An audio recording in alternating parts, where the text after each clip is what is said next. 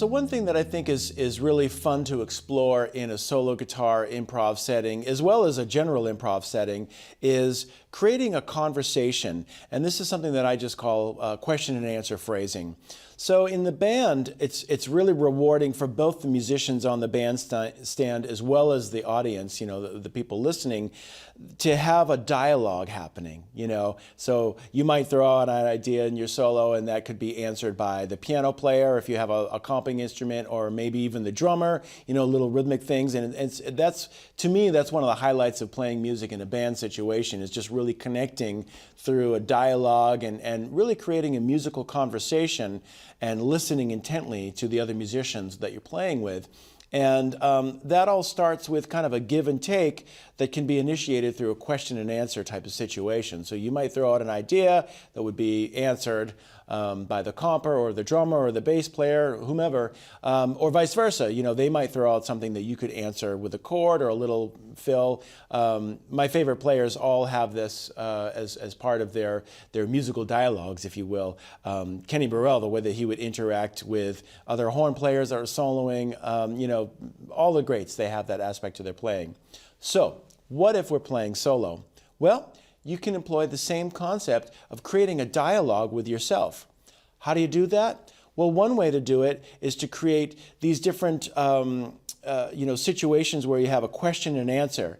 And one thing that you can do right off the bat is maybe employ a stop time situation where you're kind of like imagining the band is hitting a chord and then it's stopping, you know. So maybe, like, for example, over a blues, you've got, you know, a time feel of 1, 2, 3, 4, 2, 3, 4, 2, 3, 4. You know, that I imagine that that there's a band playing rhythmic breaks and stop time behind me as a soloist. By the way, a lot of the times when I'm playing solo guitar, I'm still imagining a drummer and a bass player and maybe even a piano player, maybe even a big band sometimes playing with me. You know, if you can imagine all of that sound happening in your head, that will inspire you with new ideas, so that your solo improv doesn't get stale or ever get boring to you or the listener. You can keep things fresh by generating new ideas based on what you hear in your head, which for me is based on what I would want to hear in a band situation.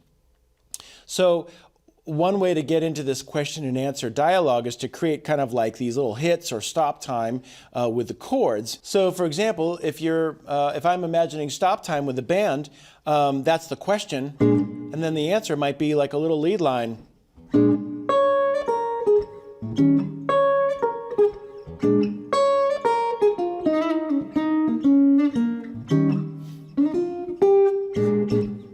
You know, those kinds of, that's something that I think is more fun to play, and I think more enjoyable to listen to, because it has a structure to it. You know, there's a question, and there's, you know, an answer, or theme and variations, or, you know, exposition development, however, whatever you want to call it.